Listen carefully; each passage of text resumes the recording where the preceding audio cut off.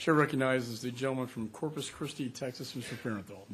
Thank you, Chairman McCall. And as a former member of this committee and a representative of the Rio Grande Valley in the last term of Congress, it really means a lot to be here, be back among some old friends, and talk about some issues that have been troubling us since I've been elected to Congress. I do have two takeaways, I think, that really have stuck with me from this hearing. I think, Governor Perry, you pointed out accurately that border security needs to come first. The American people feel like a promise was broken by the Reagan administration with the last round of immigration, big round of immigration legislation, that the borders would be secured if we granted amnesty. We've got to regain that trust by securing the borders first. And I also think actions speak louder than words. You know, they have telephones and internet in Central America, and when children and families come up here, they call back and say, yeah, we're going to be here for a while, it looks like, and they don't see them back in Central America. It encourages more people to come. As I see it, there are basically three classes of folks crossing the border illegally that we're dealing with. We're going to kind of set adults aside because I don't think we're really outside the scope of this hearing. But we have families with kids that come, and we have kids that come. And what I've learned down here is we treat them differently.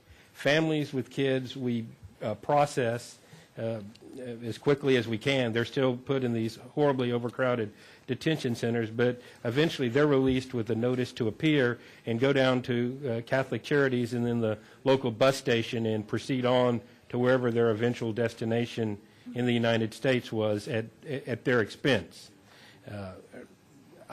And with only a notice to appear, which we've seen very often they don't. The kids are another problem.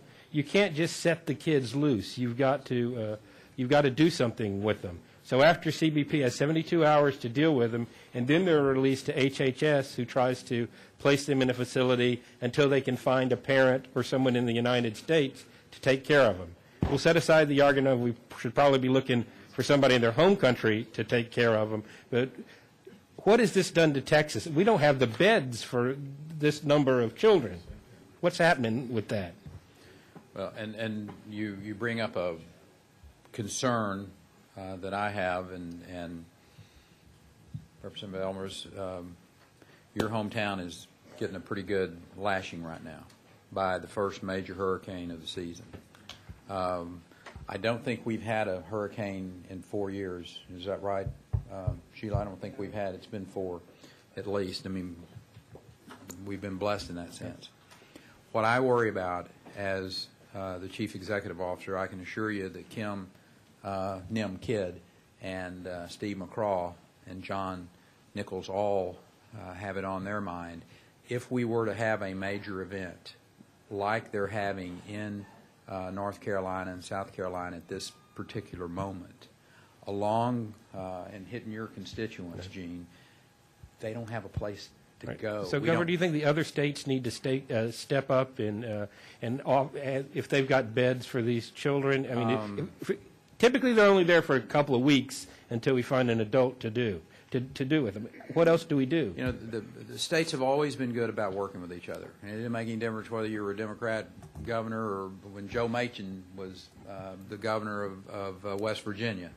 He was one of the first people on the phone to me to offer assistance with some aviation assets. And Bobby Jindal, when Gustav came through. Bobby. So we need to work here. I'm about out of time. I have one more question for you. I don't mean to cut you off. No, you're good to go. So what the President has asked for recently is the ability to do expedited repatriation, more judges to handle some of these claims, and some money to pay for it. Those are kind of his three big asks in his last speech.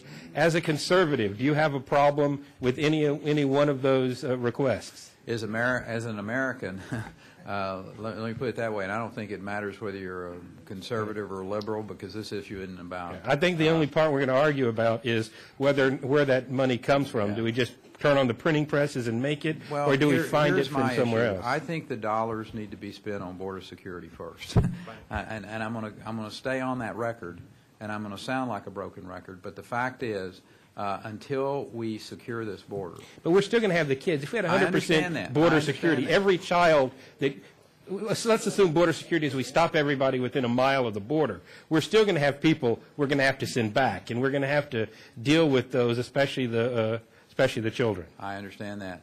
And we prioritize every day in Austin, Texas, about where we're going to expend our dollars and appropriate thusly. And I would suggest to you, you got a lot of smart people in Washington, D.C., and capable individuals, and you will appropriate where the priorities are. And if the priority is to be able to expedite those young people back to the countries that they come from, then I suggest that's what will occur. I hope that is, in fact, a priority with this administration and with this Congress. If we can't find the money somewhere else, it's basically saying that there's nothing we do in government less important than this. And I think we'll all agree there are a lot of things we do in government that are less important than this. I'm thinking you're correct. Thank you. Chair recognizes Mr. Farenthold.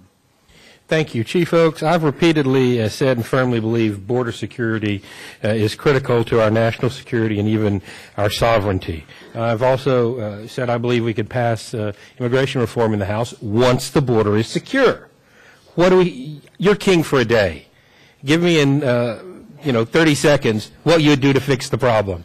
So any policy, any rule, law, regulation that helps support my people and helps us continue and do a better job of border security, I'm in favor of. That's what I would do. Are you have anything a little more specific than that? No, sir, I don't. Thanks. Since we're in Texas, I do want to hear from our director of the DPS. What would you say to parents here in the United States that are thinking about sending for their kids that are in one of these Central American countries, or even the parents or grandparents or whoever is taking care of these children in Honduras, Guatemala, El Salvador? What would you say, if you did a 30-second PSA, what would you say to them? Don't come. And bottom line, same thing we tell parents in Texas when their kids are planning on vacationing spring break. Mexico is not the place to go right now. Bottom line is we're dealing with cartels. And you get right to the same cartels that are causing the problems in Mexico are causing the problems in Guatemala. It's the Zetas, okay? And working with MS-13 in El Salvador and some of the other transnational gangs. So it's, bottom line is, don't do it. I think if a parent in the United States or Texas did this, they should be visited by the Department of Child Protective Services. It's so dangerous. Mr. Oaks, do you have anything you would add to that PSA?